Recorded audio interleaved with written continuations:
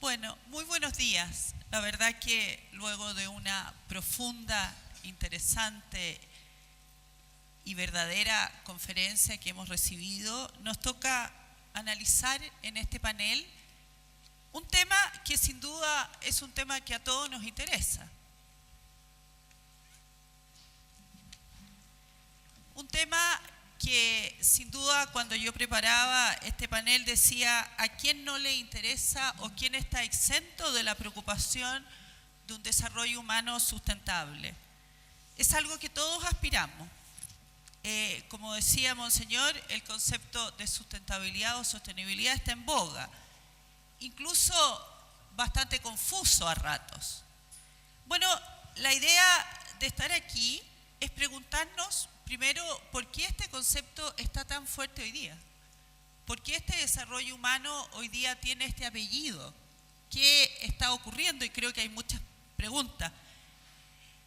Pero lo interesante de este panel, a mi manera de ver, es que nos vamos a sentar a preguntarnos con estos tres grandes pensadores chilenos, ¿cuál es el fundamento del desarrollo sostenible?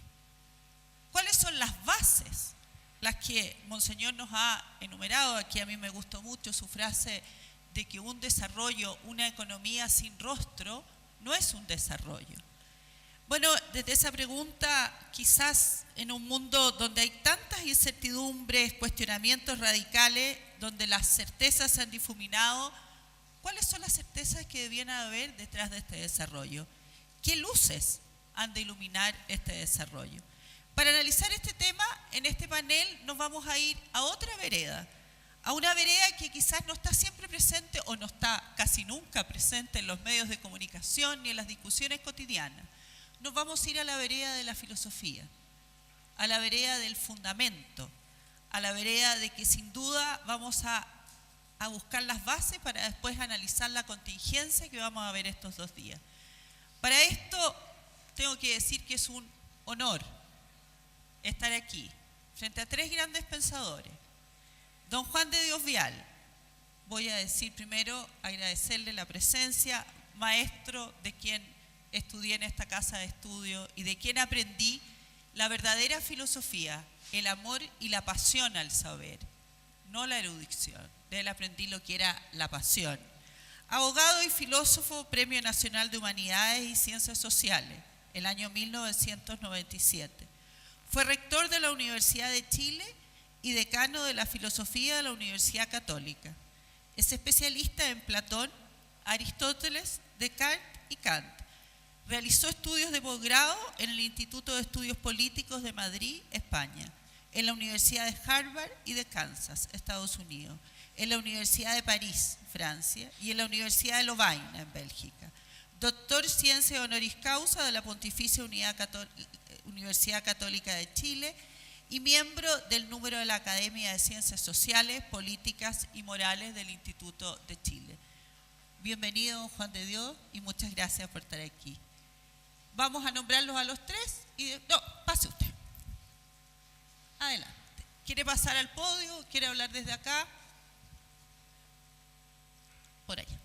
Adelante.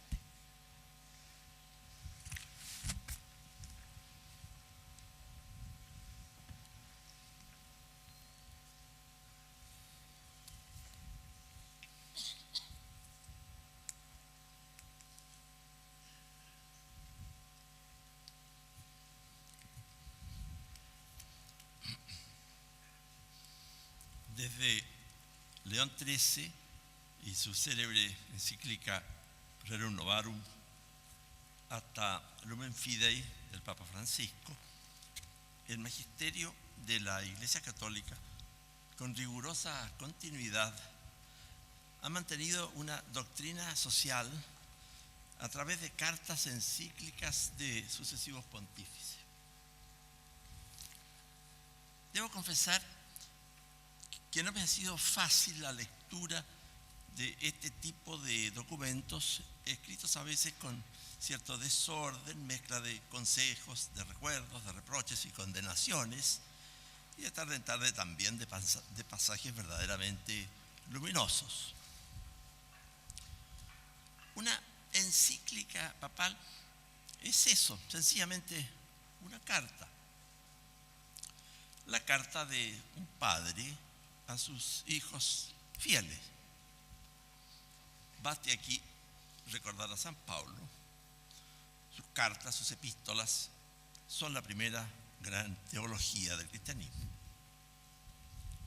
de la que ahora se nos invita a hablar. Es de la carta que Benedicto XVI nos dirigiera bajo una maravillosa fórmula: Caritas in Veritate. Me parece que ahí está el núcleo desde donde irradia el orden de una sociedad verdaderamente humana. Intentaré justificar esta afirmación a partir de la lectura de ese texto.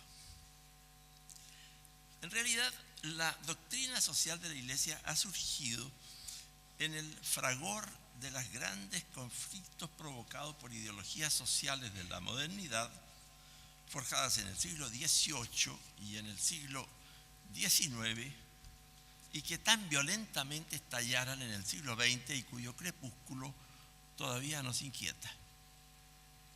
Recuérdese con qué impresionante fuerza se encaró el llamado modernismo, el marxismo, el liberalismo, el nacionalsocialismo. Lo que primero se nos ofrece en esta carta es algo así como un gran fresco, una representación gráfica de gran tamaño de los problemas que aquejan a la sociedad de nuestro tiempo. Globalización y cosmopolitismo, crecimiento demográfico y reemplazo generacional, desarrollo sin fin ni sin fines, mercado que genera riqueza sin cohesión social, Estado y subsidiariedad, ecología del planeta, la familia, la educación sexual, el absolutismo de la técnica, la producción de bienes básicos como el agua y la electricidad. A primera vista, un inventario muy obvio, una mirada al mapa económico-social de nuestro mundo. Pero no nos engañemos, no estamos ante un inventario ni ante una mirada piadosa. Para entender el significado de esta encíclica y probablemente de este género magisterial de la Iglesia, creo que la frase clave es la que escribió Benedicto XVI en Caritas in Veritate. La doctrina social de la Iglesia, dice ahí el Papa, es una doctrina sapiencial. Las encíclicas son el fruto de una ancestral sabiduría intencionalmente puesta en acción ante costumbres humanas, ideas y opiniones, prácticas y estilos de vida dominantes en determinadas circunstancias. No son tratados teológicos, discursos racionales que pretenden moverse en la profundidad de las ideas.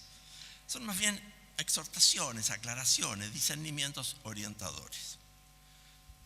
Quiere hablar a todo el mundo, hablar de cosas concretas que ocurren en él y hacerlo en un lenguaje común. Pero atención, la mirada es sapiencial. ¿Qué significa sapiencia? Sabiduría. En el sentido más profundo de la idea de sabiduría, cabe descubrir en ella una práctica. Ciertamente, en la sabiduría hay una práctica, pero no solamente una práctica, sino la práctica más elevada que naturalmente brota de la forma más alta del saber, que tiene los rasgos esenciales de una contemplación, de una mirada profunda del espíritu que edifica prácticamente la vida humana.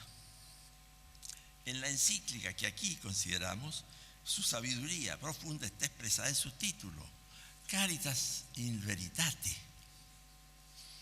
Ahí hay dos palabras que tejen la profundidad sapiencial de este documento. Caritas y Veritas. Estas palabras tienen una vasta proyección en el plano de la sabiduría. Obsérvese aquí lo que los pintores tratando de la perspectiva, llaman el punto de fuga. En la perspectiva de esta encíclica, ese punto va de amor y verdad, Caritas y Veritate, a libertad e inteligencia. El término final, el punto de fuga, será el ser humano, el hombre. La encíclica habla de lo que llama una visión integral del hombre, y aquí me parece descubrir tres claves que abren la perspectiva final de la encíclica. Primera, las referencias a la metafísica que aparecen en los parágrafos 31, 33 y 55. Segunda, el concepto de ampliación de la razón en los parágrafos 31 y 32. Y tercera, la idea de relación entre personas de los parágrafos 53 y 54. Si uno sigue la trayectoria propuesta y va de amor y verdad a libertad e inteligencia para apuntar al hombre en una visión integral, podrá reconocer la tradición del pensamiento aristotélico que aparece en la ética, en De Anima, en la política y en los tratados biológicos. En las tres últimas fuentes uno encuentra textos sobradamente conocidos en los que Aristóteles habla del hombre como animal político y como animal racional. En la universalidad del pensamiento físico de Aristóteles es visible su inclinación a la biología, en tanto saber de la vida, que mereció la admiración del propio Darwin, pese a que lo rectificara en lo que toca a las especies y a su evolución. El sustantivo animal tiene en el pensamiento de Aristóteles una carga decisiva, pero creo mejor decir viviente, pues en Aristóteles este concepto vale para el alma y para el mismo Dios. Menos conocido quizás es el texto de la Ética Nicómaco que se lee en el libro sexto. La ética aristotélica es de índole teleológica, es decir, mira a la acción humana como inserta en un orden de fines. Fines que están en definitiva regidos por la idea de bien, de claro origen socrático-platónico. La dinámica de ese orden es la virtud, vale decir, las diversas capacidades de hacer bien las cosas. Esas capacidades son frutos de algo que Aristóteles llama proairesis, que se acostumbra a traducir como elección. Digamos sencillamente, la libertad. La elección libre resulta, pues, del entretejimiento de dos facultades fundamentales constituyentes del logos, de la racionalidad del ser humano, que Aristóteles nombra aquí orexis y dianoia, y que en términos más actuales pudieran traducirse voluntad e inteligencia. La elección, la libertad, dice Aristóteles, es, lo cito, inteligencia deseosa o deseo inteligente. Oretikos nous, orexis dianoetike. Aristóteles concluye, y lo cito, este principio es el hombre.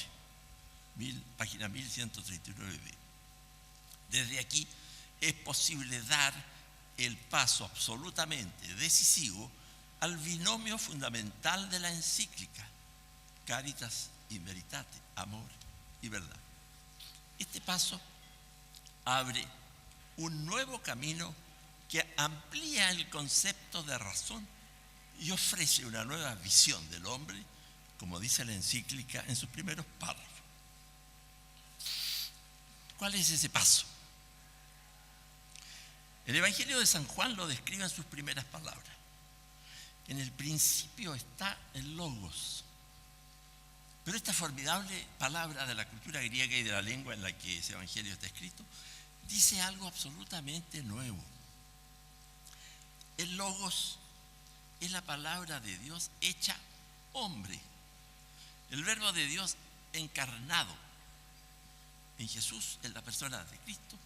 La revelación de Dios tiene lugar. En los 2 primeros siglos de nuestra era, desde luego el debate en torno a la interpretación humana del misterio revelado se disparó en direcciones a veces muy perversas. Por ejemplo, cuando Arrio negó la personalidad divina de Jesucristo, o cuando los gnósticos lo convirtieron en una realidad totalmente oculta. La lucha que se libró en los primeros concilios fue resuelta en función de la idea de persona. El Dios único del monoteísmo judeo-cristiano fue comprendido como una santísima trinidad de personas. Y la relación entre la naturaleza divina y la naturaleza humana que hay en Jesucristo se entendió individualizada en tanto persona divina. Los 2 grandes misterios de la fe cristiana, el de la Santísima Trinidad y el de la encarnación de Jesucristo, fueron pensados con la idea de persona. Ahora bien, en el siglo VI después de Cristo, una de las últimas figuras de la escuela que Aristóteles fundara, disuelta por el emperador Justiniano, fue un senador romano llamado Boecio, hombre que trabajó profundamente con los libros lógicos del órgano aristotélico. Boecio, que era cristiano, forjó una definición de la idea de persona que todavía se cita ampliamente. Persona, dijo, es la sustancia individual de naturaleza racional. Inmediatamente bien puede reconocerse ahí el animal racional del que hablara Aristóteles. Pero al hacerlo, cabe advertir cierta redundancia en esa definición que aparece en la palabra individual añadida a la sustancia. La sustancia primera que Aristóteles propone es individual de suyo. ¿Para qué repetirlo como un adjetivo en la definición del ser personal? Me hice esa pregunta cuando escuchaba emplear esta definición y vine a respondérmela cuando vi que esa definición no jugaba en los textos lógicos de Boecio, sino en otro que lleva como título de la doble naturaleza y única persona de Cristo. Me ha parecido claro entonces que la unidad de la doble naturaleza de Cristo no es la del número 1, sino la de la persona divina que hay en Él, tal como la unidad del ser de Dios se da en una trilogía de personas. De una manera análoga, la dualidad cuerpo-alma del animal racional que viera Aristóteles es la integridad de esa relación entre un cuerpo y un alma, en la que el alma ha sido infundida por Dios, dando al hombre una dimensión divina que le hace ser persona humana. Santo Tomás de Aquino, al tratar de la Santísima Trinidad en la Suma Teológica, comprendió en profundidad este asunto cuando dijo que la unidad de la sustancia del ser de Dios era una relación de 3 personas. Cabe decir que la unidad de cuerpo y alma, de cuerpo y espíritu que hay en el hombre individual está sellada como persona humana por la relación con Dios que el alma establece y en la cual lo que se proyecta es la íntima relacionalidad que hay en el ser mismo de Dios. Esta relacionalidad esencial no es otra que el amor. Esa es la visión profunda de la idea de sustancia, usía, que ya tuvo Aristóteles y que Santo Tomás de Aquino sabiamente recoge en la Suma Teológica cuando habla de relación subsistente. El amor origina una estructura sustancial, el ser mismo del hombre. Este rápido buceo en las profundidades de la encíclica de Benedicto XVI nos arroja el siguiente resultado. En las bases de la encíclica, la comprensión integral del hombre está forjada desde una visión metafísica surgida en la culminación de la filosofía clásica de los griegos, a la que Aristóteles dio una acabada forma. Con el cristianismo, el logos experimenta una transformación esencial que, sin desconocer el discurso natural de la razón, por el contrario, asumiéndolo, acoge la verdad revelada en la persona de Cristo. Esa verdad, San Juan la define: Dios es amor. La única naturaleza de Dios se da en tres personas, vale decir, en una estructura relacional, una de las cuales encarna como hombre y ofrece vivamente al ser humano la verdad de Dios. Para cerrar esta exposición, creo necesario dar una mirada a lo que ocurre en el mundo moderno en este campo. Para ello voy a considerar el pensamiento de quien es considerado el fundador de la filosofía moderna, Descartes, y el del hombre que está en la fuente del pensar contemporáneo, Kant. Descartes en rigor no habla de personas, y Kant en cambio sí lo hace, y al parecer con mucha elevación. Tengo sin embargo la convicción de que Descartes recoge brillantemente la tradición clásica que va de Aristóteles a Santo Tomás de Aquino, a la cual ya nos hemos referido, y en cambio Kant la niega. Añadiría que la colocación de las meditaciones metafísicas de Descartes en el índice de libros prohibidos me parece tan lamentable como la condenación de Galileo. La metodología cartesiana asume la duda tal como fuera pensada por los escépticos de su tiempo, y en la línea de San Agustín la elimina y establece la verdad fundamental: cogito ergo sum. Si pienso, si ejerzo vivamente la razón, alcanzo una verdad indudable que está en el acto de existir tal como lo ejecuto al pensar. Ese acto puede calificarse una verdad existencial necesaria que no solo cubre mi propia existencia, justamente como una res cogitans, es decir, una cosa que piensa, sino que se extiende geométricamente al mundo físico y alcanza la infinitud real de Dios. De las tres pruebas de la existencia de Dios que las meditaciones metafísicas ofrecen, la primera pudiera resumirse en una frase de Caritas in Veritas, que no se refiere a Descartes ciertamente, pero que calza bien con su pensamiento. Dios, dice la encíclica, parágrafo 70, revela el hombre al hombre. No es del caso extenderme aquí en el argumento de Descartes, pero para decirlo muy en breve, pudiera decir: conozco a Dios antes que a mí mismo. Llego a saber de mi propia finitud, de mi duda, de mi imperfección, merced a la intuición que tengo del infinito de Dios.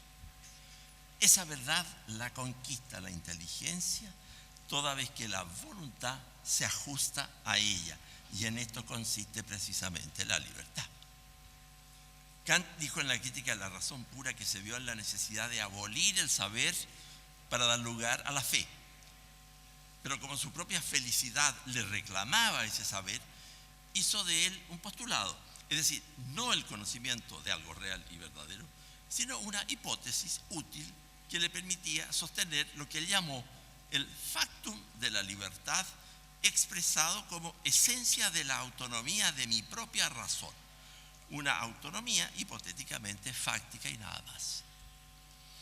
El planteamiento kantiano tiene su origen subterráneo, a mi entender, en el nominalismo de un escolástico del siglo XIV, Guillermo de Ockham, para quien la inteligencia estaba ajustada a los hechos singulares de índole física, de manera que la pretendida universalidad de las ideas, tesis esencial de la filosofía clásica desde Platón y Aristóteles, no pasaba de ser un sonido verbal, un flatus vocis. Lutero confesó pertenecer a la facción de Ockham, como él dijera. De ahí su antipatía con Aristóteles y con la filosofía misma, signo, a su juicio, de la corrupción de la mente y de la naturaleza del hombre. La tesis nominalista está ligada a otro escolástico bien notable, franciscano como Ockham y maestro de Duns Scoto, en cuyo pensamiento la inteligencia y la voluntad se disocian y la preeminencia la adquiere la voluntad. Al parecer, el amor, tal como fuera vivido por San Francisco, toma en estos discípulos suyos un carácter que por una vía decadente llegará a llamarse, por ejemplo en el pensamiento de Nietzsche, poderío de la voluntad, voluntad de dominio, o como dicen los manuales, voluntarismo. Un nominalismo voluntarista en el que la verdad de Dios sencillamente se esfuma como una ilusión. No hay que abolir el saber, según la desafortunada expresión de Kant. Hay que abrirlo, hay que dar libre curso a la libertad, de donde Caritas in Veritas. He dicho.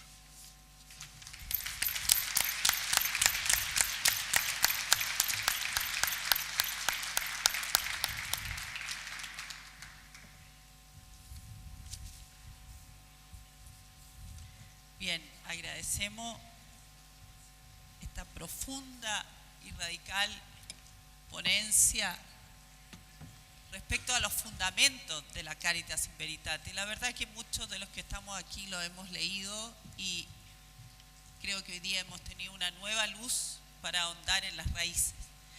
Para continuar, seguirá don Joaquín García Huidobro, a quien su pluma la vemos todos los domingos junto a la de Carlos.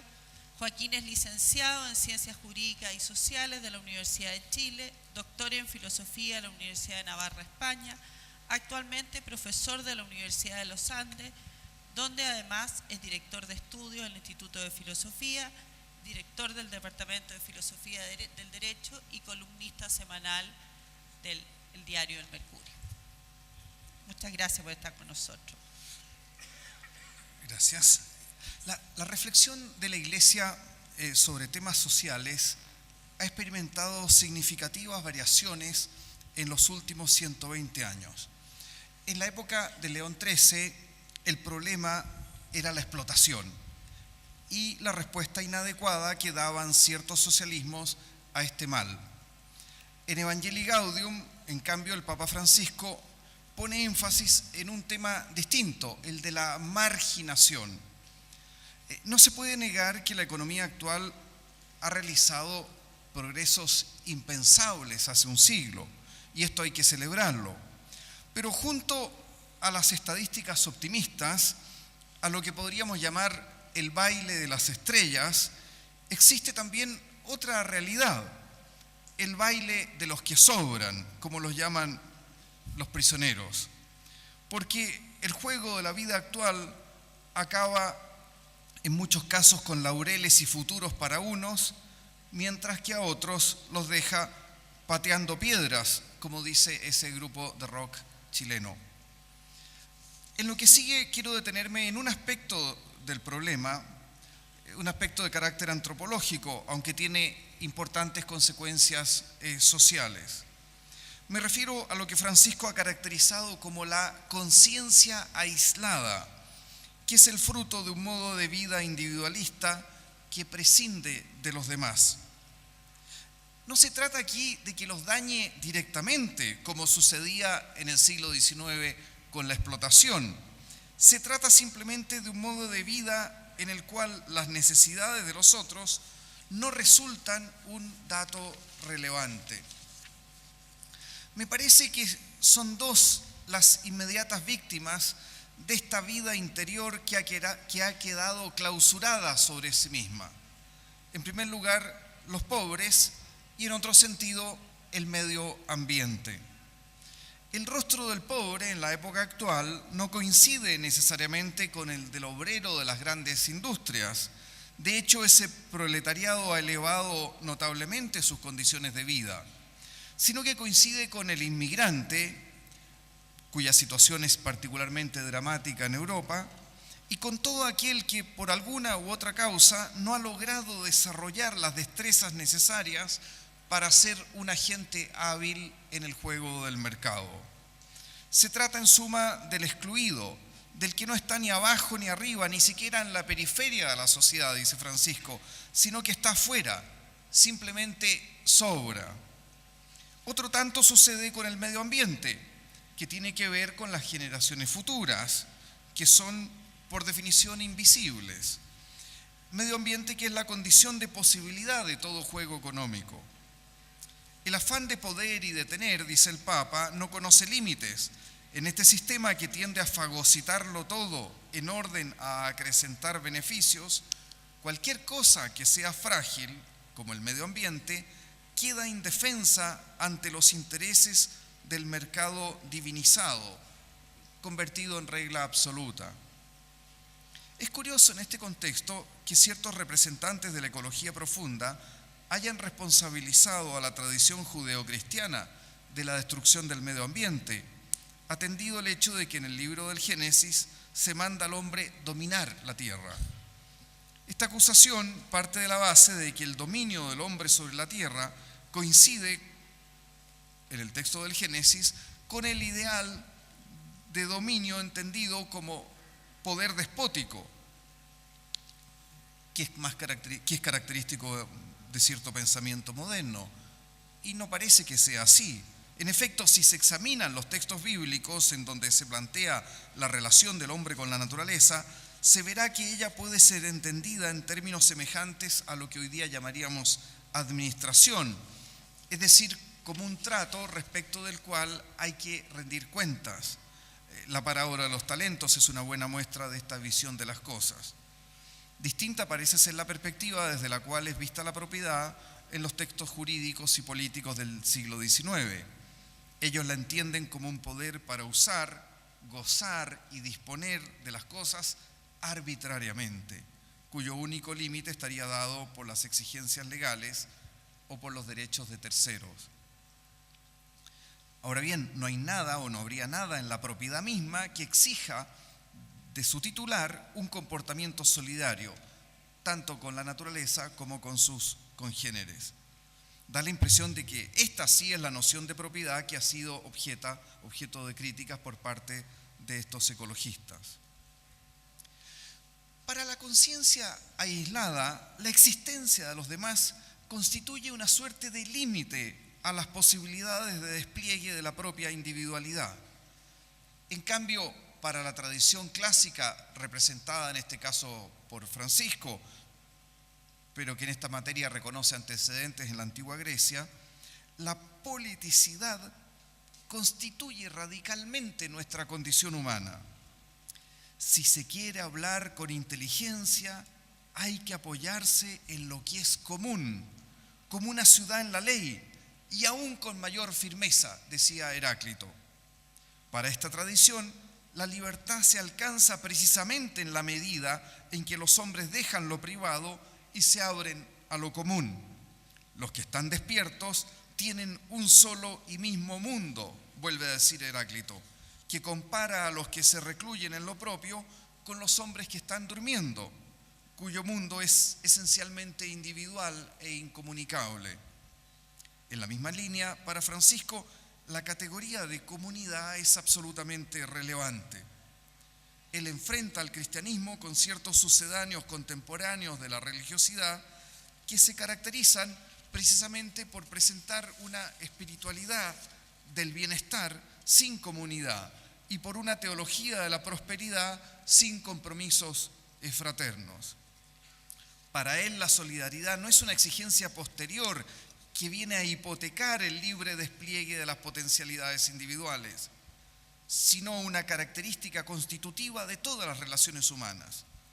Lo voy a ejemplificar con el tema de la propiedad privada. De más está decir que esta propiedad es fundamental y constituye una garantía de la libertad. Sin embargo, resulta muy ilustrativo ver la diferencia de enfoque que existe al tratar de la propiedad entre aquello que a lo largo del siglo XX dijeron muchos católicos sobre el tema, particularmente en Chile, y lo que efectivamente señalaba el magisterio social en esos mismos años.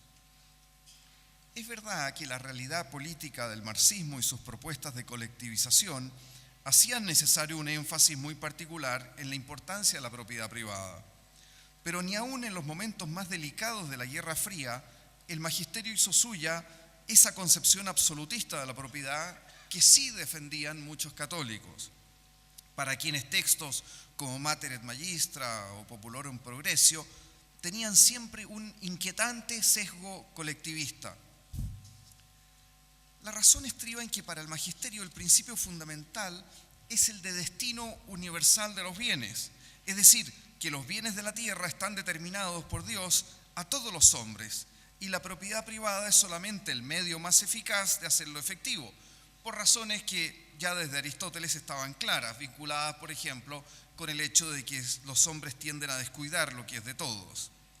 Pero la propiedad privada es solo un medio y no constituye un fin en sí misma. De esta manera el magisterio decía que la propiedad posee una función social o que sobre ella pesa una hipoteca social.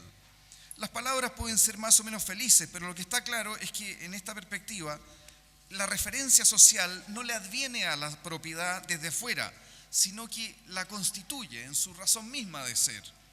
Veamos cómo lo expresa Francisco. La solidaridad, dice, es una reacción espontánea de quien reconoce la función social de la propiedad y el destino universal de los bienes como realidades anteriores a la propiedad privada. La posesión privada de los bienes se justifica para cuidarlos y acrecentarlos de manera que sirvan mejor al bien común, por lo cual la solidaridad debe vivirse como la decisión de devolverle al pobre lo que le corresponde. Quiero poner un ejemplo de lo que estoy diciendo que muestra las consecuencias de entender que la función social es anterior a la propiedad privada. El ejemplo es mío, no es del Papa. Pensemos en una persona que es dueña de un inmueble, de un agricultor que tiene una propiedad, un campo a la orilla del camino. ¿Cuál es el sentido de su propiedad? La respuesta parece obvia. Cultivarla, producir trigo, remolacha o maíz. A través de su trabajo, nosotros podemos acceder a una serie de bienes que ninguno de los que estamos aquí, por lo menos en este panel, es capaz de producir, ya que nos dedicamos a otras cosas. Ahora bien, desde una perspectiva ética y no simplemente de la legalidad vigente, ¿incluye su derecho de propiedad la facultad de poner letreros publicitarios a la orilla del camino? Para un liberal chileno, la pregunta no admite mayor análisis. Es evidente que sí, por lo demás así lo ha determinado nuestro Tribunal Constitucional. ¿No es acaso el dueño? Levantar un letrero no viola la ley ni ningún derecho nuestro, es decir, calza perfectamente con la definición de propiedad de nuestro Código Civil. Sin embargo, podríamos preguntarnos, ¿la razón por la que le reconocemos su derecho como un instrumento a través del cual se hace efectivo el destino universal de los bienes es para que nos llene las carreteras de publicidad? Aquí las cosas se ven de manera muy distinta, incluso si dejamos de lado las cuestiones de seguridad vial y nos quedamos solo con los aspectos estéticos del problema. Si la propiedad privada es el modo en que se hace efectivo en la práctica el destino universal de los bienes, no me parece que el colocar un letrero publicitario sea un acto que en principio favorezca especialmente el logro del bien común, mientras que el cultivo de trigo o maíz sí resultan relevantes para todos nosotros. Lo que digo de un agricultor vale también para los propietarios de inmuebles urbanos. Podemos considerar la ciudad simplemente como un espacio físico compuesto por parcelas más o menos grandes donde cada uno hace lo que se le ocurra. Pero también podemos entender la ciudad como una obra común. En el primer caso sería un ingenuo el que renunciara a la posibilidad de poner un gran cartel en su propiedad, si esto no la desvaloriza, como es el caso de las personas que compraron franjas de terreno en la ladera norte del San Cristóbal, precisamente para poner letreros publicitarios. En el segundo caso, en cambio, habrá que reconocer que toda ciudad tiene una fisonomía, un estilo, que resulta alterado por las intervenciones inorgánicas de sus habitantes en el espacio público. Me parece que estas son manifestaciones de esta conciencia aislada de la que habla Francisco, aplicadas en este caso al tema de la propiedad, pero que también se hacen visibles en otros aspectos de la vida social. La superación de esta conciencia aislada tiene una estrecha relación con la viabilidad de nuestro sistema económico y político. Y voy terminando. A mediados de los 60, el profesor Ernst Wolfgang Böckenförde enunció una tesis que luego ha sido muy conocida. Dice: el Estado liberal secularizado vive de presupuestos que él no puede garantizar. Es la famosa paradoja de Böckenförde. Concretamente, nuestra democracia, y esto vale también para el sistema económico, presupone un trasfondo moral que ni la democracia ni el sistema económico son capaces de crear, sino que han heredado, en este caso, de la tradición cultural cristiana. Si ese ethos puede ser reemplazado por otro con éxito, es cuestión que no voy a analizar aquí, sino que simplemente señalaré que él no puede venir, por ejemplo, solo del funcionamiento espontáneo del mercado. Ese ethos nos provee de un impulso que puede ser más o menos consciente, que puede darse en su versión original o en versiones más o menos secularizadas, que nos permite ocuparnos tanto del problema de la pobreza como de la cuestión del medio ambiente, cuestiones que difícilmente podrán ser enfrentadas con criterios puramente utilitarios. Muchas gracias.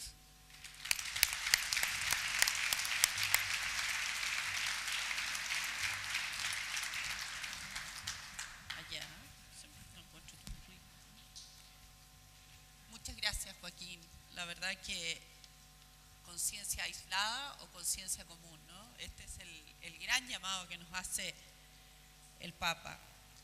Bueno, y como tercer panelista tenemos a don Carlos Peña, abogado de la Pontificia Universidad Católica de Chile, con estudios de posgrado en Sociología y PhD en Filosofía de la Universidad de Chile, rector de la Universidad Diego Portales, profesor de Derecho de la Universidad de Chile, ha sido conferencista en numerosas universidades chilenas y extranjeras, autor de más de una decena de libros, hoy columnista del diario El Mercurio semanalmente.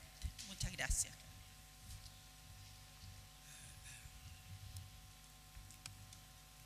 Bien, muchas gracias.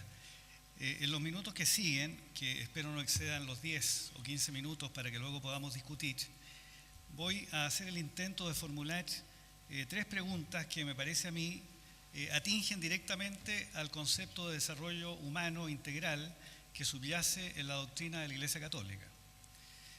Por supuesto, voy a formular estas preguntas y voy a intentar responderlas desde el punto de vista de un no creyente, que es, creo yo, la utilidad que yo podría prestar en un encuentro de esta índole. ¿Cuáles son las 3 preguntas que, en mi opinión, debiéramos intentar resolver a fin de esclarecer la cuestión que motiva este encuentro? Estas 3 preguntas son las que siguen. En primer lugar, me parece a mí, resulta imprescindible preguntarse qué peculiaridad, qué particularidad posee el concepto de desarrollo humano que proclama la Iglesia en frente de otros conceptos de desarrollo humano, digámoslo así, competitivos, de aquel que subyace en los documentos eclesiales. Esta es la primera cuestión. La segunda pregunta que espero plantear es la siguiente. Una vez que dilucidemos aquello que tiene de peculiar el concepto de desarrollo humano proclamado por la Iglesia, cabría preguntarse qué problemas debe encarar ese concepto de desarrollo humano en las condiciones modernas de la sociedad contemporánea. Y luego, en tercer lugar, y una vez que hayamos dilucidado las 2 cuestiones precedentemente expuestas, voy a intentar, en una suerte de balance, preguntarme qué podría ser rescatado desde el punto de vista laico de ese concepto de desarrollo humano que la Iglesia, con tanta elocuencia, como hemos visto, proclama. Este es el orden de las cuestiones a las que quiero ahora referirme. Pues bien, ¿qué particularidad presenta el concepto de desarrollo humano de la Iglesia? Me parece a mí que si uno compara el concepto de desarrollo humano de la Iglesia, que subyace, por ejemplo, en Caritas in Veritate o en Populorum Progressio, lo que encuentra al compararlo con otros conceptos de desarrollo humano, como aquel que esparce en el área de las políticas públicas el Programa de Naciones Unidas para el Desarrollo, por ejemplo, lo que uno encuentra es lo siguiente. El concepto de desarrollo humano laico, llamemos así al del Programa de Naciones Unidas para el Desarrollo, se caracteriza porque entiende por desarrollo humano una distribución lo más igual y lo más equitativa posible de las capacidades y las competencias que son necesarias para que cada individuo desarrolle una vida autónoma, es decir, una vida conforme a su propio discernimiento, para que cada individuo viva su vida tal cual su propia reflexión y su propia voluntad le indique. El concepto de desarrollo humano que enfrente de ese, en cambio, formula la Iglesia Católica, coincide, claro está, con el primero en el sentido que también apunta a una distribución igual de las competencias y de los recursos para que cada ser humano, sin embargo, pueda realizarse conforme a la verdad que emana de su condición de criatura. Esta es la particularidad, me parece a mí, que uno puede encontrar en el concepto de desarrollo humano de la Iglesia. Se advierte, salta a la vista la diferencia, ¿verdad?, entre un concepto de desarrollo humano laico, como el que yo mencionaba antes, que aspira a desarrollar las posibilidades y distribuir los recursos para que cada individuo escoja la vida que le place llevar, por una parte, con el concepto de desarrollo humano de la Iglesia, que en cambio aspira a distribuir los recursos y las oportunidades, como digo, para que cada uno de ustedes desarrolle su verdad, entendida esa verdad como todo lo que emana de su condición de criatura, en el sentido que antes exponía también, me parece a mí, el profesor Vial. Esto último está subrayado, desde luego, explícitamente en Caritas in Veritate, ¿no?, en el parágrafo 3 de esa espléndida encíclica, en mi opinión, donde Benedicto XVI muestra que era un teólogo de proporciones, realmente, ¿no? En el parágrafo 3, Ratzinger subrayaba el hecho que la caridad, la solidaridad y el resto de los principios y valores humanos que se ejercitan sin verdad son simplemente una caja de resonancia vacía. Concretamente dice Ratzinger que la caridad sin verdad es mero sentimentalismo. En consecuencia, el concepto de desarrollo humano de la Iglesia, como digo, se abraza indisolublemente a la verdad que la Iglesia proclama acerca de nuestra condición. La verdad que la Iglesia proclama es que somos criaturas con una vocación innegable, irrefrenable e incombustible de trascendencia. Ahora bien, dicho eso, la pregunta que me parece a mí que habría que formular es la siguiente: ¿qué problemas enfrenta ese concepto de desarrollo humano, aquel que subyace en Caritas in Veritate, en la sociedad contemporánea? ¿Presenta algún problema ese concepto en el espacio público contemporáneo? Esta, creo yo, es la pregunta más relevante de todas. Desde luego, sería útil comenzar a responder esta pregunta reconociendo que la Iglesia, al subrayar esta vocación trascendente de los seres humanos, apunta a un rasgo de nuestra condición que me parece a mí todos debemos reconocer, tanto creyentes como no creyentes. Se trata de un rasgo de nuestra condición que, por supuesto, no solo subraya la Iglesia. Toda la sociología clásica, en una teoría que se llama la teoría de la anomia, y que ustedes seguramente conocen, y desde luego Aristóteles, mucho antes que la doctrina eclesial, han subrayado el hecho que los seres humanos, para vivir, apetecemos conferir sentido o significado a nuestra vida. Sin un sentido o significado que ordene nuestros esfuerzos, contenga nuestros apetitos y confiera sentido a nuestra vida, la vida humana parece realmente un esfuerzo vacío y vano, como dice Aristóteles en la Ética Nicomaquia. Todo esto es cierto. Todo esto es cierto. Como dice Aristóteles en la Ética Nicomaquia, para citar un texto que tan espléndidamente citaba el profesor Vial delante, busca el arquero, dice Aristóteles, un blanco para sus ojos y no lo buscaremos nosotros para nuestra vida. Por supuesto que sí. Es propio de la condición humana contemporánea y de cualquier otra época apetecer, anhelar un sentido o significado para la vida que tenemos por delante. Sin ese sentido o significado, por supuesto, todos nuestros esfuerzos, como dice el propio Aristóteles, son inútiles y son vanos. En eso la Iglesia, creo yo, y la religión en su conjunto tiene toda la razón. Sin embargo, y este es el punto que yo querría hacer, del hecho que sea parte de la condición humana, apetecer un sentido o significado para el esfuerzo de desplegar cotidianamente nuestra vida, de ese hecho innegable que subraya toda la literatura occidental, no se sigue que en las condiciones contemporáneas ese sentido o significado que anhelamos para nuestra vida esté garantizado.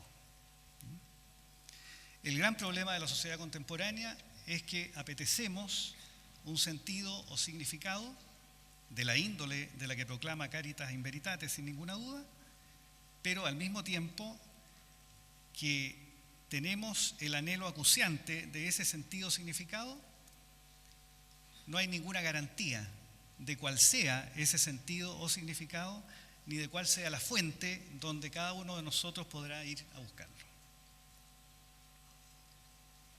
En otras palabras, el gran problema que presenta, me parece a mí, la doctrina eclesial en esta materia, es que se mueve hoy día en un mundo donde las fuentes de sentido son múltiples y donde, en consecuencia, hay, digámoslo así, una especie de competencia o de mercado de fuentes de sentido entre las cuales los seres humanos debemos inevitablemente escoger. Esta es la razón de por qué, al revés de lo que afirmaron las teorías de la secularización, por ejemplo, de comienzo del siglo XX, la modernidad no produjo el ocaso de las religiones. En realidad, la modernidad lo que produjo fue la proliferación del sentido religioso y el pluralismo religioso, porque multiplicó las fuentes de sentido en vez de hacerlas desaparecer, digámoslo así, de la cultura pública. Entonces, el problema que tenemos hoy día, que tienen los católicos, me parece a mí, es que abrazan una verdad en un mundo cuyo espacio público, sin embargo, se caracteriza por acoger múltiples, diversas y a veces contrapuestas fuentes de sentido.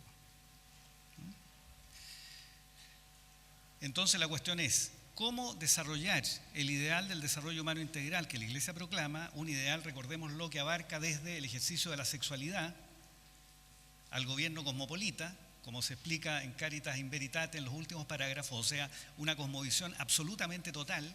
¿Cómo realizar esa noción de desarrollo humano integral en cuya verdad la Iglesia confía a pie juntillas en un mundo, sin embargo, repito, donde las fuentes de sentido han proliferado?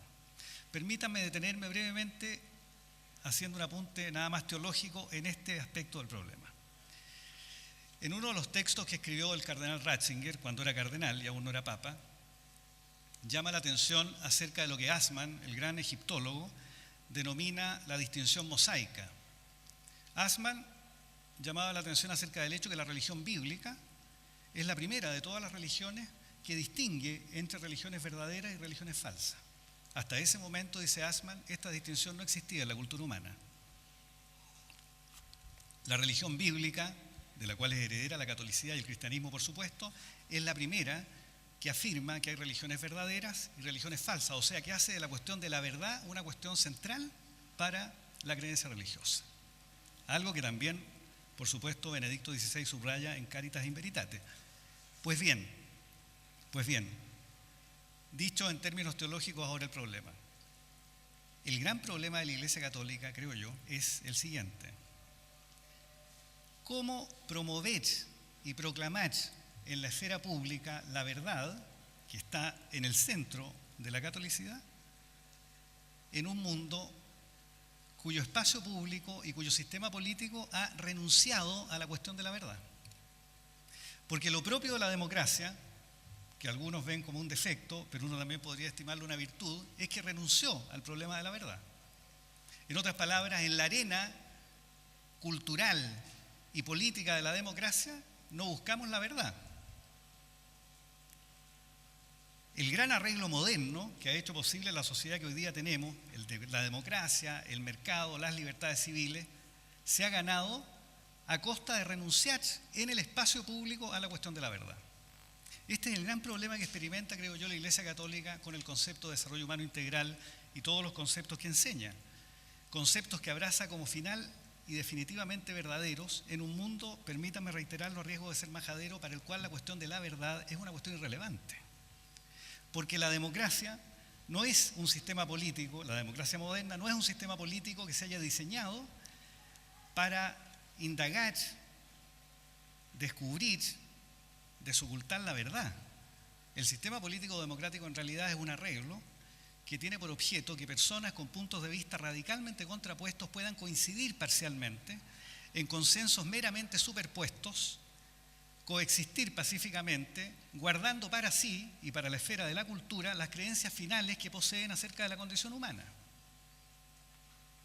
Esto parece pobre y parece mediocre, yo lo sé, pero es gracias a esa mediocridad que tenemos democracia y que tenemos libertades civiles.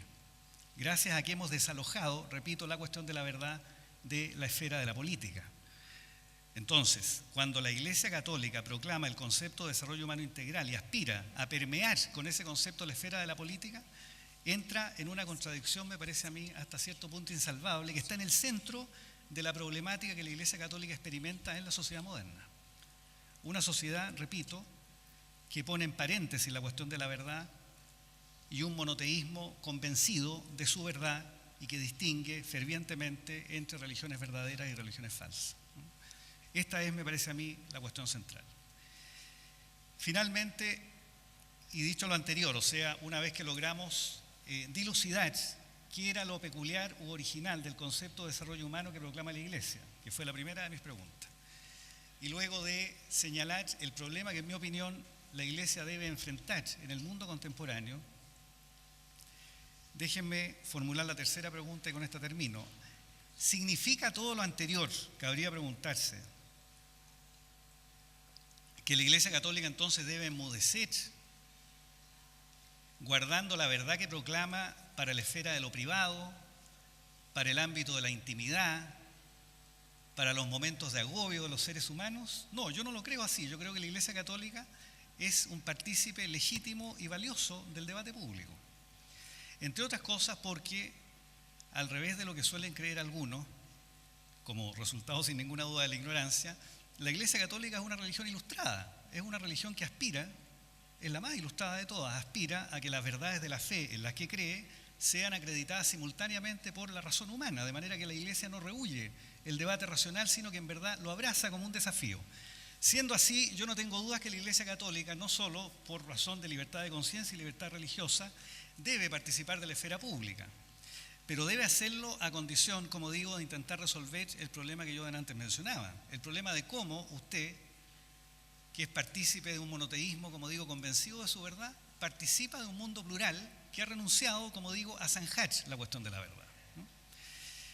Pero, como digo, le cabe a la Iglesia un papel fundamental en el debate público contemporáneo, entre otras cosas porque, a diferencia de otras religiones, es, como digo, una religión ilustrada. Esta es una primera cuestión. Agregaría todavía en segundo lugar que me parece a mí que la crítica que hay en Caritas in Veritate en particular a la sociedad contemporánea, o para decirlo más directamente al capitalismo contemporáneo, es una crítica sin duda acertada, ¿no? La crítica al modo técnico de ver el mundo, para hablar, profesor, como lo diría Heidegger, ¿no?, es una crítica acertada. O sea, la técnica, nuestra época, tiene una esencia que no es técnica, que es metafísica, es decir, una cierta concepción del individuo humano como un sujeto a merced del cual está el mundo entero, incluido a veces otros seres humanos. Esa crítica que efectúa la Iglesia a esta dimensión meramente técnica, como digo, de nuestro quehacer público, me parece aceptada y me parece un buen punto de partida para discutir. Agregaría todavía que también es digno de rescatar en la doctrina de la Iglesia del desarrollo humano integral la idea que insistentemente ha proclamado la Iglesia de que tiene que haber espacios de sociabilidad distintos al Estado y distintos al mercado. Es decir, las relaciones de los seres humanos no pueden ser relaciones simplemente de toma y daca, propias de una compraventa, como ocurre en el mercado, o relaciones de subordinación y obediencia, como ocurre en el sistema político frente al Estado. Necesitamos crear, estimular y hacer florecer espacios de sociabilidad, por supuesto, espontáneos, gratuitos, donde otros bienes distintos a los del intercambio y la mera obediencia puedan también florecer. Y ese es un punto de encuentro, de nuevo, creo yo, donde laicos, no creyentes, podrían converger perfectamente con la doctrina social de la Iglesia en esta materia. Finalmente, ¿qué decir de otros aspectos de la doctrina del desarrollo humano integral de la Iglesia Católica relativos al ejercicio de la sexualidad o del gobierno cosmopolita? A mí me parece que uno de los rasgos sin duda inconvenientes de la doctrina del desarrollo humano integral es que, más que integral, la doctrina del desarrollo humano de la Iglesia aspira a ser completo, es decir, a orientar todos los intersticios de la vida humana, desde el ejercicio más íntimo de la sexualidad al gobierno mundial de índole cosmopolita, como declara el propio Ratzinger al final de Caritas in Veritate. Es decir, la doctrina del desarrollo humano integral de la Iglesia aspira a iluminar todos los pormenores del quehacer humano.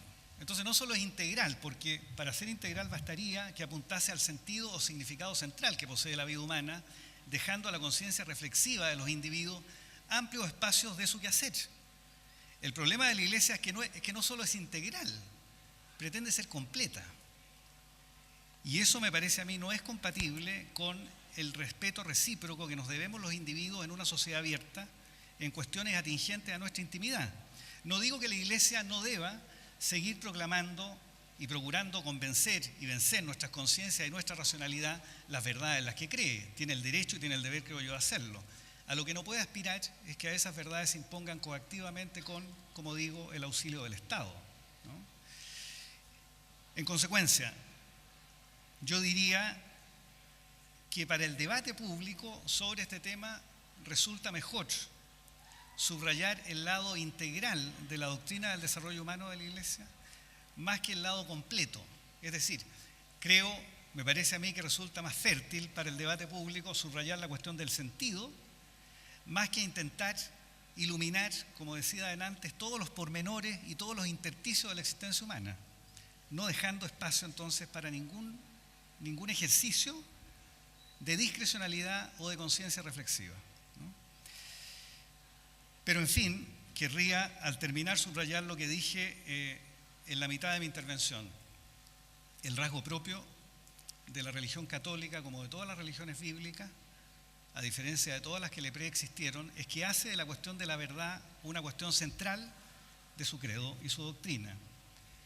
Y el problema entonces que se configura para la Iglesia en la modernidad, este es el punto que me parece interesante de discutir, es cómo convivir abrazando la verdad en un mundo que, por razones que expliqué ya, renunció, sin embargo, a buscarla.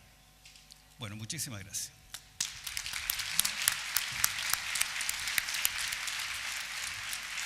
Muchas gracias, Carlos. Carlos nos enfrenta, ¿no es cierto?, al gran tema que nos ha convocado Monseñor Toso y nos hemos comentado durante la mañana, que es la verdad. Yo quisiera, leyendo las preguntas del público que tienen mucho que ver con el tema de la verdad, dar unos 3-5 minutitos a cada uno de ustedes y que pudieran decir y generar una conversación interesante. Don Juan de Dios quiere conversar. Muy bien. Lo que le acabo de escuchar sobre la verdad al distinguido... Perdón, ¿se oye bien? Ya. Al distinguido rector de la Universidad, Diego Portales. Confieso que me plantea un problema difícil, porque escuchándolo yo decía, vaya que es verdadero lo que este hombre dice. Y si a continuación me dice que la verdad no existe, me siento incómodo y quisiera remitirlo. Me refiero a Carlos, a quien recién escuchamos. También me despertó por interés lo que dijo, pero déjame abordar este punto al cual hemos sido invitados. Yo le señalaría a Carlos el peso decisivo que tiene la fórmula que aquí tanto hemos escuchado, la noción de caritas. A la verdad se la pone en función de la caritas, en función del amor, vale decir en función de la búsqueda, en función de lo que se quiere, en función de lo que es el deseo profundo y autónomo del hombre que Carlos ponía de manifiesto. Lo que hace aquí la encíclica es establecer este profundo vínculo que hay entre amor y verdad, ¿no es cierto? Que a mi entender es la fórmula de lo que yo llamaría la libertad. Y el planteo de la Iglesia ha estado, yo intenté señalar algo de eso, ha estado abierta de una manera generosísima a lo que ha sido la realidad histórica. ¿Por qué pensar que la posmodernidad se escapa de su interés y la niega? Yo creo que no es lo que la Iglesia ha hecho a lo largo de su historia. Intenté mostrar de qué manera toda la gran tradición del pensamiento clásico había sido asumida. Y había sido asumida en términos que son eminentemente teológicos en nombre del amor. Esa es la clave. Y a eso no podemos negarle una verdad intrínseca que yo creo que Carlos tampoco se la desconoce.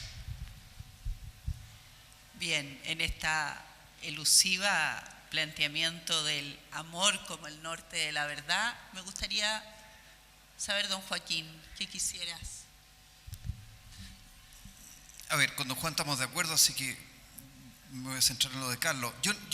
Yo no creo que Carlos en ningún momento haya negado la existencia de la verdad. Lo que está diciendo Carlos es que la democracia es un sistema que pone entre paréntesis a la verdad. Yo no estoy de acuerdo con eso. Yo creo que el ejercicio democrático solo tiene sentido en la medida en que yo acepto que existe una verdad y segundo, en la medida en que acepto que yo no puedo imponerme por la fuerza. La renuncia, si uno ve los textos de los fundadores de la democracia moderna, tenemos por evidente la existencia de estas verdades, etc. Eso daría para mucho, pero lo coto. Me gustaría oírlos un poco sobre el tema de la autoridad moral, mundial. A mí eso no me convence para nada. Creo que Rawls, en Derecho a los Pueblos, cuando dice, mire, esto, si es una autoridad débil, esto va a ser un caos, y si es fuerte, va a ser una dictadura espantosa. Creo que ese argumento, que es muy sencillo, Benedicto XVI está haciendo una mera sugerencia, no es que esté imponiendo una cosa monolítica, sí, pero a mí esa es una idea que no me convence mucho y me gustaría oír qué opinan ustedes. A mí me parece que lo más fascinante de esta conversación, Carlos, antes de que llamemos, inmediatamente vamos a llamar a los interpeladores. Sí, por supuesto, yo delante no me refería, desde luego, a que la verdad no existiera, profesor. Caso en el cual estaría en una insalvable contradicción performativa, pero no fue el caso. No, yo lo que digo es que la verdad no es una cuestión política, que es distinto. Porque me parece a mí que si uno examina desaprensivamente las sociedades modernas, lo que encuentra como hecho fundamental y decisivo es una extendida, profusa proliferación del sentido o de las fuentes de sentido. Es decir, lo propio de la modernidad no es que los seres humanos hayamos abandonado la cuestión del sentido para abrazar en cambio una vida descreída, puramente anómica, carente de significado. No. El drama, o más bien la condición de los seres humanos en la modernidad, es que apetecen, como los seres humanos de todas las épocas, según enseñaba ya Aristóteles, apetecen, como el arquero que busca un blanco, un telos, un blanco para sus vidas. Pero el problema de la modernidad, sin embargo, es que no garantiza ningún sentido en particular, sino que ofrece al discernimiento de los individuos múltiples, plurales y casi limitadas fuentes de sentido. Esto es lo que la sociología de la religión contemporánea llama la protestantización de la religión, es decir, la idea de que finalmente la opción religiosa pasa a ser más electiva que adscriptiva en condiciones modernas, porque pasa a ser un momento meramente reflexivo. Ahora, es la arena de la política, del sistema político, de la coacción estatal, del Estado, del monopolio de la fuerza, el lugar de la verdad? Yo creo que no. A mí me parece que desde el siglo XVII en adelante lo que hemos aprendido es que la democracia y el Estado tiene preeminencia, en este sentido preciso, sobre la cuestión de la verdad. ¿Quiere esto decir que los seres humanos entonces nos olvidamos de la cuestión de la verdad? Pero por supuesto que no. Pero la desplegamos en otro ámbito, que es la esfera pública de la cultura. En las universidades, como la Pontificia Universidad Católica, en los medios de comunicación, en los debates como los que ahora estamos teniendo. Este debate no tiene por objeto acreditar que no nos interesa la verdad. Tiene por objeto, más bien, ejercitarnos en la búsqueda de la verdad. Pero lo hacemos en la esfera de la cultura. Este es el profundo significado que este tema tiene, déjenme decirlo de paso, ya que está acá el rector Sánchez, para la existencia y subsistencia de una universidad como la Universidad Católica. El aporte que hace a la cultura pública al plantear este tipo de preguntas. Pero el punto que yo hacía era el siguiente: el concepto de desarrollo humano integral, tal cual aparece en Caritas in Veritate, es un concepto que tiene, voy a decirlo algo exageradamente, apetito de facticidad. Es decir, es un concepto que aspira a guiar la acción de los estados y de los gobiernos. Y entonces, al hacer eso, y yo creo que esta es la condición problemática de la Iglesia Católica en el mundo contemporáneo, al hacerlo está en medio de una contradicción que la Iglesia, desde el Concilio Vaticano II, en mi opinión, no ha logrado resolver bien.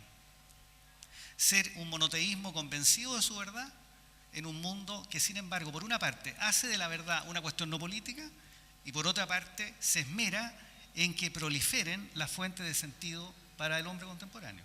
Y este es el problema. Lo voy a parar ahí porque...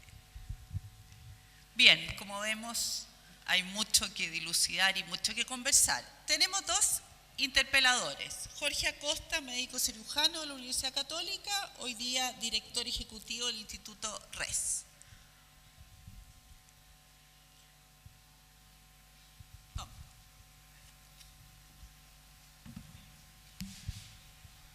Muchas gracias, Carolina, y muchas gracias a todos los expositores. Nos pidieron que desde Red Pública preguntáramos a este panel tan interesante con respecto al tema del desarrollo humano integral y no puedo evitar preguntar a propósito de la última conversación, ¿cierto?, sobre el tema de la cuestión de la verdad, en que el rector Peña nos comenta que es cierto que no es una cuestión política la cuestión sobre la verdad, y que debería quedarse más bien en el ámbito de la cultura, la discusión académica, podríamos decir, como la que estamos haciendo acá. Pero si avanzamos un poquito nos damos cuenta de que sí es una cuestión política. Y para dar un ejemplo de eso podemos pensar en el tema de la educación. Hoy por hoy se está discutiendo una reforma educacional y una forma de ver la educación pública, incluso la educación de todo el país, ¿cierto?, con ciertas características específicas. Y ahí sí tiene algo que decir la cuestión sobre la verdad. A mí me parece que sería interesante que pudiéramos reflexionar sobre qué les parece a ustedes que sean las cosas que permitan o que impidan este desarrollo humano integral del Chile hoy, digamos, del Chile hoy, y qué cambios deberíamos hacer al respecto. Es decir, cuáles son las cosas que facilitan o cuáles son las cosas que impiden un desarrollo humano integral en la educación, en la reforma educacional, porque sin duda que si no existe una verdad, da lo mismo los cambios que hagamos, o si no tiene un rol político en la política de educación, no deberían haber ningún impedimento, ningún facilitador, pero pareciera que sí hay. Entonces, ¿qué les parece a ustedes este rol político en la educación de la cuestión sobre la verdad? Joaquín.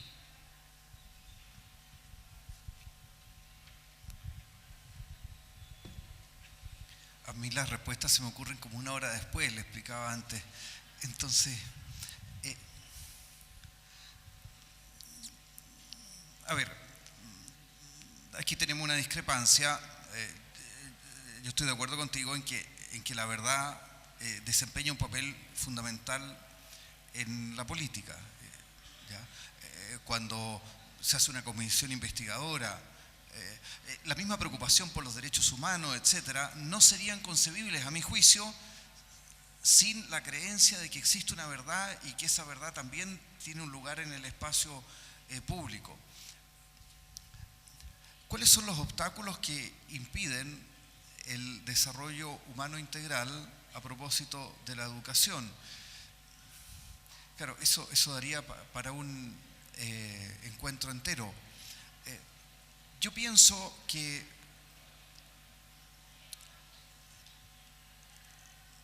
probablemente no va por ahí tu pregunta, pero sí va por ahí mi respuesta. Como hemos dejado que en la esfera pública impere un escepticismo en que yo no tengo posibilidad de decir qué proyecto es mejor al otro, que es superior al otro, y todas las formas de vida son igualmente iguales, esto aplicado al sistema universitario, ¿en qué se traduce? Yo sé que no va por ir por tu pregunta. Se traduce, ¿cómo podemos juzgar nosotros la calidad de los proyectos educativos? Nosotros la única forma de juzgar la calidad de los proyectos educativos es estudiando los procesos. Todo el sistema de de acreditación chileno, tal como se ha entendido así, yo no creo que sea necesario entenderlo así. Cuando yo lleno un formulario de acreditación, me parece que estoy haciendo algo muy semejante a lo que hace el gerente de Cecinas Winter cuando certifica que su producto, la salchicha, es un producto higiénico y sabroso. Entonces voy determinando cuáles son los insumos que utilizo para producir una salchicha y eso le da seguridad al consumidor. Ese esquema, que es muy válido en el caso de la ingeniería industrial, se ha aplicado al mundo universitario. ¿Y qué es lo que ha llevado eso? Eso lo que ha llevado es a entender las universidades de un modo meramente tecnocrático. Los profesores universitarios hoy día pasamos llenando formularios y haciendo autoevaluaciones, etcétera, que nos quitan un tiempo infinito. Conozco gente aquí que podría estar escribiendo cosas maravillosas y tiene que pasar infinito tiempo en infinitas reuniones haciendo nada. Creo que ese es un obstáculo gravísimo para la educación chilena, por lo menos la educación superior, que es la que más me interesa a mí por afición propia. Eso es lo que podría aportar. Es decir, esa mezcla entre escepticismo y tecnocracia me parece que es una pésima mezcla. ¿Don Juan de Dios? Bueno, yo no sé si tendría algo que agregar a lo que he dicho hasta ahora, digamos. Yo creo que este mundo moderno que parece tan complicado, este mundo desgarrado por toda clase de corrientes y que se han enfrentado de una manera brutal en el siglo pasado. Esto nos pone frente a la necesidad de comprender qué significa, y yo creo que de esto carecemos. Tal vez nos limitamos a vivirlo, a intentar discernirlo, pero yo creo que estamos estancados en una realidad que se arrastra desde hace ya casi un siglo y que está presidida por aquella visión de Nietzsche, digamos, sobre el nihilismo. Una voluntad de poder ciega, nihilista, que solo se quiere a sí mismo. Yo le hallo a eso casi caracteres de lema de una modernidad dispersa, angustiada, que echa de menos justamente lo que buscamos. Y esto me parece que está en el centro del pensamiento de la Iglesia Católica desde sus orígenes. Con qué apertura, con qué vigor asumió los caracteres de una confusísima situación histórica como la que se vivía en el tiempo en que Cristo nace en un rincón de Belén. Allí yo diría que la confusión reinante entonces era muchísimo mayor que la que hoy día tenemos. Y la que hoy día tenemos son muchas veces ecos de lo que ya entonces se vivió. La fuerza del mensaje de la Iglesia y del mensaje de Jesús, que es el cuerpo de la Iglesia, la cabeza en el cuerpo de la Iglesia, fue eminentemente lo que en él había, una encarnación. ¿Qué significa significa eso, es tomar cuerpo, es vivir una realidad. Yo creo que ese ha sido el signo que caracteriza a la Iglesia y que yo creo que está vivo. Y creo que estos documentos pontificios son un testimonio de esta búsqueda, toda ella presidida por el signo esencial de la verdad cristiana, que es el amor como verdad. Gracias, don Juan de Dios. Una interpelación más, y la vas a contestar tú. Claudio Alvarado, abogado de la Pontificia Universidad Católica y cofundador de Idea País. ¿Se escucha? Sí. Quería Muchas que gracias. le hicieras a don Carlos Peña, porque Perfecto. ya estamos con un tiempo Perfecto. tremendamente ajustado. Bueno, muchas gracias por la invitación y felicidades a los organizadores por el Congreso. Profesor Peña, se la voy a hacer a usted, aunque estaba pensada para todos, pero a ver qué nos puede decir. Joaquín nos hablaba en su presentación de la importancia de promover la comunidad, la relacionalidad, la cohesión, y algo que probablemente vamos a escuchar varias veces durante el día, hoy y mañana en este Congreso, y yo no puedo estar más de acuerdo por lo demás con ese afán. Pero esto no parece fácil hoy día. Por una parte, conocemos las características de Chile, los niveles de desigualdad, el desencanto con la política, y por otro lado, están los ciertos paradigmas dominantes que parecen ir en sentido contrario.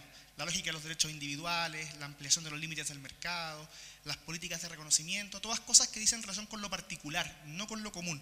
Entonces, en este contexto, ¿cómo piensan usted, o cómo usted, profesor Peña, que es posible avanzar en cohesión y comunidad en un mundo con estas características, en un país con estas cualidades, y que además se caracteriza, como usted mismo insistía, en tener cada vez menos creencias compartidas, esas que desde Aristóteles hasta nuestros días, pasando por Tocqueville, en fin, han sido como consideradas de manera clave, imprescindibles para vivir una sociedad? ¿Cómo sería posible avanzar en comunidad con todos estos desafíos?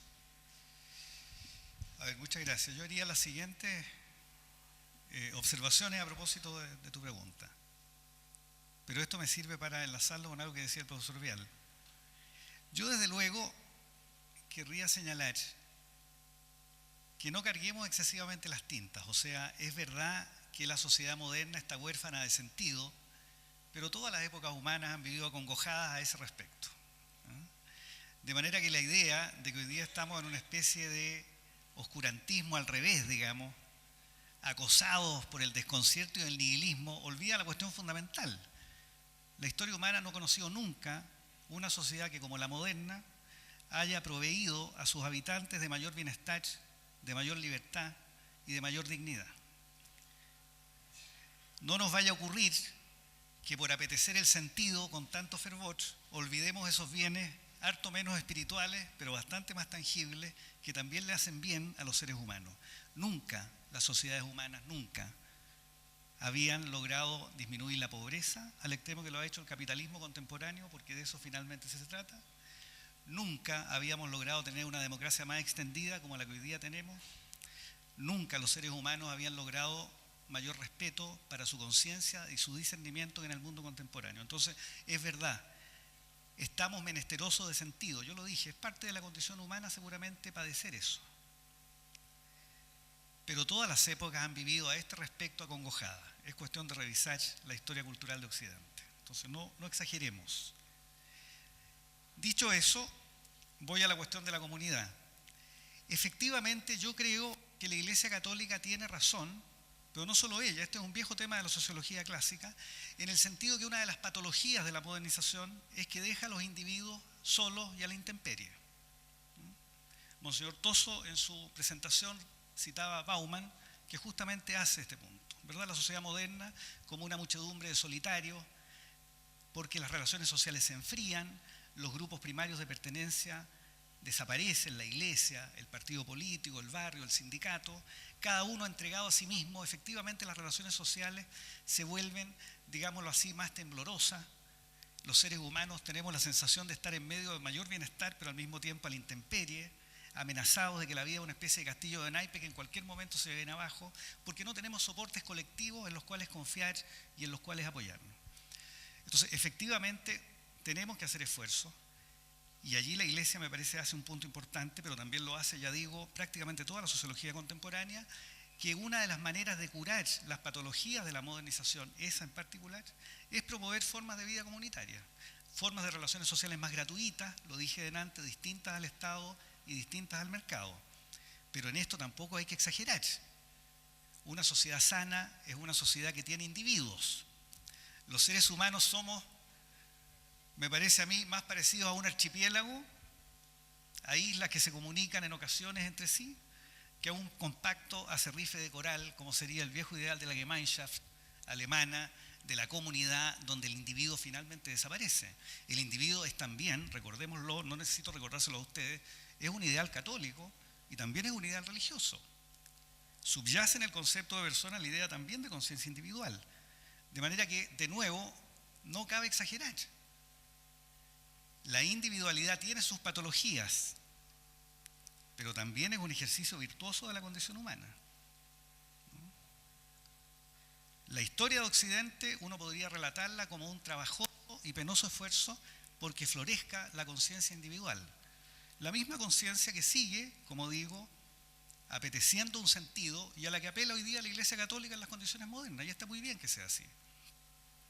Y una última cuestión. Yo no digo que los seres humanos que participan en democracia renuncien a sus pretensiones de verdad, Joaquín. Yo creo firmemente que lo que estoy diciendo es verdadero.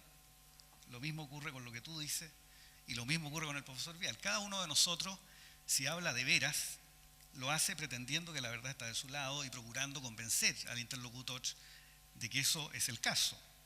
Lo que digo es que a la hora de resolver esas disputas en la esfera pública política, se renuncia a la verdad. Y para muestra un botón, el tema del debate educativo en 10 segundos. Evidentemente todos quienes hoy día participan del debate educativo tienen pretensiones de verdad a su respecto. La mayor parte, creo yo, carece de reflexión, pero aquellos que han reflexionado tienen pretensiones de verdad. La Iglesia Católica piensa que efectivamente la educación no es solo una manera de incrementar capital humano, no es solo una variante de la técnica, debe iluminarse por la condición antropológica de los seres humanos y la Iglesia cree firmemente eso. Los neoliberales, de los cuales la derecha chilena está llena, digámoslo de paso, piensan en cambio que educar es básicamente formar capital humano. La izquierda progresista cree que educar consiste en acentuar los vínculos de cohesión social y desarrollar las virtudes de la ciudadanía. Cada uno de ellos cree y confía a pie juntillas que lo suyo es verdadero, no ha renunciado a sus pretensiones de verdad. El punto es que cuando en la sociedad chilena resolvamos la cuestión educativa, no vamos a arbitrar el problema a favor de cuál sea verdadera. Vamos a alcanzar simplemente un consenso por superposición que nos va a permitir seguir coexistiendo en términos pacíficos, a pesar que todos recíprocamente creemos que el otro está equivocado. 2 minutos porque me están retando. Menos, 1 minuto. Yo nunca parto de creer que la verdad está de mi parte, como insinuaba Carlos. Exactamente, yo parto de lo contrario. Sinceramente lo digo. Y tengo un buen antepasado, Sócrates. Sé que no sé. Y sé que eso yo lo voy a recoger abriéndome al otro. Nunca parto triunfalmente. Parto con muchas dudas y con mucho amor. Bien, con estas últimas frases iluminadoras, yo creo que lo que hemos hecho esta mañana, pido disculpas por no traer todas las preguntas, es esclarecer el fundamento del desarrollo sostenible, que es la persona. Habrá quienes tengan una mirada u otra, pero yo creo que en el corazón de todos los que están presentes aquí hay un anhelo profundo de develar esa naturaleza que llama por ser comprendida y conducida. Esa naturaleza, como don Juan de Dios nos habló, esa naturaleza humana que está llamada al amor. No nos quedemos solo en la verdad en sí misma, sino una verdad para el amor. Esa es la esencia de nuestra mirada y yo quiero agradecer e invitar a que nos demos cuenta de que las cosas no son simples y de ahí que seguir reflexionando. Quizás muchos que están aquí se esta cosa poniendo muy densa, es que lo profundo y lo radical nunca es fácil. Como me enseñó un gran maestro, no hay método fácil para aprender lo profundo y lo difícil. Y creo que ese ha sido el ejercicio. ¿Usted quería decir algo? Muchas gracias, nos vamos. Muchas gracias, Carlos. Muchas gracias, Joaquín, don Juan de Dios. y perdón por el atraso.